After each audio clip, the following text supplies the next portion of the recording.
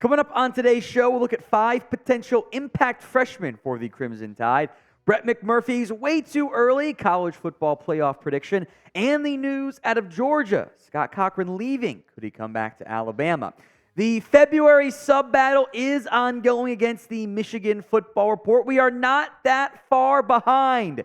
We can gain ground and catch them this week. Let's make sure that happens. Hit that sub button and get more free Alabama football YouTube videos right here.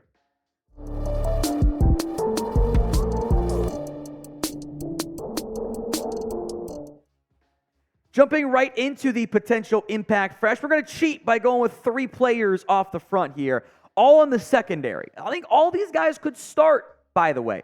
Zay Mincy, Peyton Woodyard, Jalen Mbakwe, and there are a couple others we can even add to this conversation, Zabron Brown, etc., if we wanted to. And that tends to be the case when you lose not 1, not 2, not 3, not 4, but 5, or not even 5, double 5. 10 defensive backs this offseason. Kool-Aid McKinstry, Terrion Arnold, Jalen Key, Caleb Downs. For your starters, they jump to the NFL or in the transfer world to Ohio State. Trey Amos, I'd say your number 6 defensive back, leaves. Other depth pieces, Desmond Ricks, Antonio Kite, Christian Story, Jake Pope, Earl Little Jr., several of whom could have played starting or near starting roles for you, all jumped into the portal, all to notable Power 5 schools, all but one of whom was in the SEC. You had a commitment from Jameer Grimsley. He has flipped to Florida as part of that. So now your secondary looks like this. Damani Jackson, impact transfer from USC. Safety, who starts? Devonta Smith, Tony Mitchell are the veterans, quote unquote. So Peyton Woodyard or Red Morgan could start for you early on. In the secondary, multiple true freshmen could play massive roles for you. Jalen Mbakwe is the 5-star. We'll begin with him. Zay Mincy, Zabron Brown are highly touted recruits. Dre Kirkpatrick Jr. is a young piece of freshman. Malachi Moore, I think probably Damani Jackson are your only locked-in starters on this team. And maybe even more goes back to safety. You play somebody else in that star role. Then you could add another player in the spring transfer portal. That's a real possibility as well.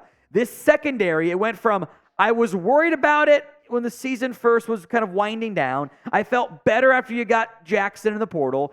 And then after Saban left, I got really worried about it again because you lost 10 different guys, 11 if we're counting Grimsley from your recruiting class. So be honest with me. Are you worried about the Alabama defensive back room? Because I am. I think it's a fair thing to be concerned about. Y for yes, N for no. Sound off in the comments section. Number 4 might end up being your biggest year 1 impact upside piece. That is Ryan Williams, the 5-star top 5 recruit in his class, the early class, or not early enrollee, but like reclassification piece. I love high school stats, and producer Chris knows this. They're so ridiculous. 72 catches for 1,300 yards, 30 carries for 261 yards, and 26 touchdowns. Ridiculous. It's high school football. At certain levels against certain competition, you just get ridiculous stats because these guys are just built so different than there's these high schoolers maybe they go play for UAB or maybe they don't play in college at all. It's this guy's playing for Alabama might start year 1. He's just special. And there is room at the wide receiver spot for somebody to emerge. Kendrick Law, Jalen Hale, Kobe Prentice, Washington transfer Jeremy Bernard stand out as other potential pieces there. Kind of want to see Emmanuel Henderson get going potentially, but there is room for Ryan Williams. Maybe not necessarily week 1, but as the year goes on to continue to earn more playing time for the Crimson Tide. Staying on offense, how about tight end Caleb Odom, a guy that we spent a lot of time on throughout this recruiting process that we are both big fans of, myself and producer Chris. He had sparked some buzz. There's always one guy, right? There's always one guy's he was really good during bowl practices. Keep an eye on him once we get going for spring and fall camp and the actual games. I always like that. And it's kind of a fun, unique element of college football that sometimes you get those bowl practices for the incoming freshmen there. He's not going to be an elite freaky end athlete, but he's got playmaking ability. With Amari Niblack gone, I think there's room for a player like Odom to make an impact. Maybe he's not going to be a great blocker early on. Maybe you work him in as kind of almost like a third down tight end type of piece. CJ Dupree, Danny Lewis, Ty Lockwood could maybe be a good breakout candidate too. Robbie Oates is still there as kind of more of a blocker. That tight end room has some room to be improved upon. Odom could earn that spot. Now, which freshman will make the most impact in 2024? We were right last year on Caleb Downs. Maybe overestimated Justice Haynes. Year 2 breakout coming, though.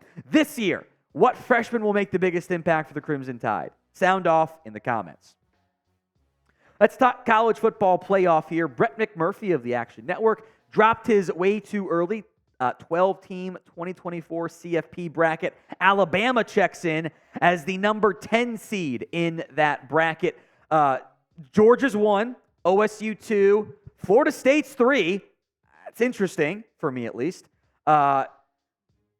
Utah's 4, Texas 5, Oregon 6, Notre Dame 7. They would play Alabama. McMurphy has them losing to the Fighting Irish. Michigan's 11.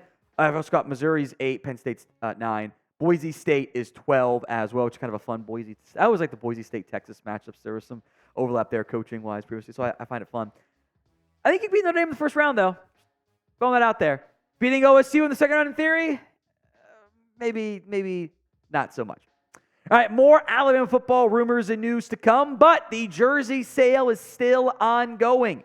Chatsports.com/Alabama jersey. You can get some customized jerseys. You can get some choose your own adventure of alumni player jerseys as well, up to 30% off.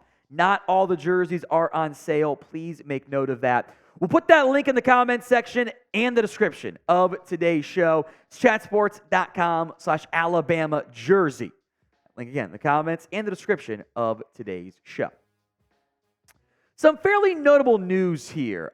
Former Alabama head of strength and conditioning coach Scott Cochran is leaving Georgia. Now, per the Kirby Smart press release, he resigned to pursue other opportunities.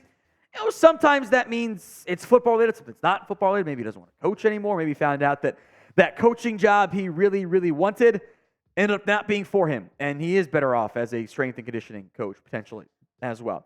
If you can sort out, the whole, I remember he left Georgia a little bit to work on his mental health center. As long as that stuff, the off-the-field stuff, is where it needs to be for Scott, I'd love to bring him back.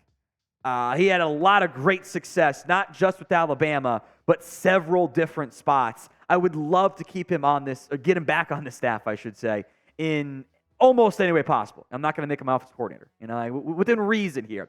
Part of 8 different national championships, right? 03 with LSU, 09, 11, 12, 15, 17 with Bama, 21 and 22 with Georgia. There is a trend there. There is, and I know some of you guys were mad about the ACL injuries that were happening before he left. Injuries happen. In general, if it's a tear, there's not as much you can do when it comes to a knee tear. Now, if you have a rash of soft tissue injuries, that hasn't really been the case for Alabama ever, then I'm like, okay, this might be a trainer issue. Are you doing something wrong, or you got to make an adjustment, whatever.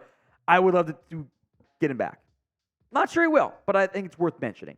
So do you want Scott Cochran back at Alabama? 1 for yes, you do. 0 for no, you do not. Head down to the comments section and get your answers in for me right now.